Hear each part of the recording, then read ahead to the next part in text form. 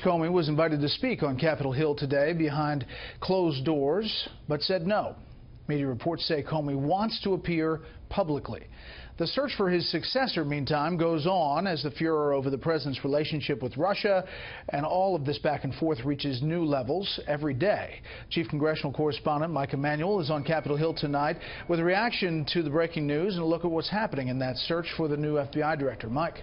Brett, good evening. Top Republican leaders here on Capitol Hill have been keeping a low profile much of the evening after this latest New York Times blockbuster report.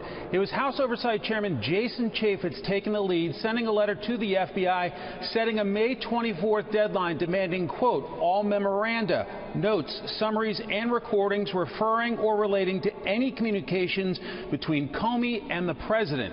South Carolina Republican Congressman Trey Gowdy, a former federal prosecutor, also made the case this evening for needing to see all the relevant paperwork and needing to speak with the former FBI director.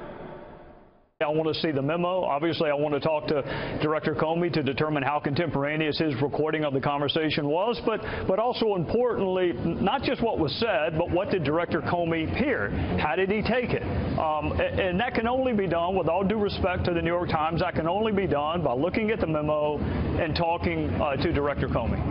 Democrats here on Capitol Hill pounced one Democrat from Maryland calling for an outside 9/11-style commission to investigate. Turn it over to a commission outside of Democrats in Congress, outside of Republicans in Congress, put experts on it and get to the bottom of what happened. It's also possible that we're going to need an independent counsel, an independent prosecutor to do it, because it looks like there's a staph infection in the Department of Justice where everywhere you turn somebody is compromised by virtue of the Russian connection.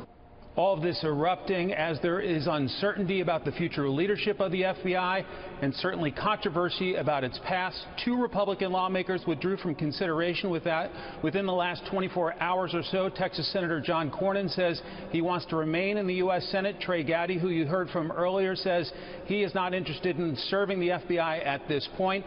It seems with the political climate the way it is, any lawmaker with an R or a D next to his or her name would face a brutal confirmation process. Brett? Mike Emanuel live on the Hill. Mike, thanks.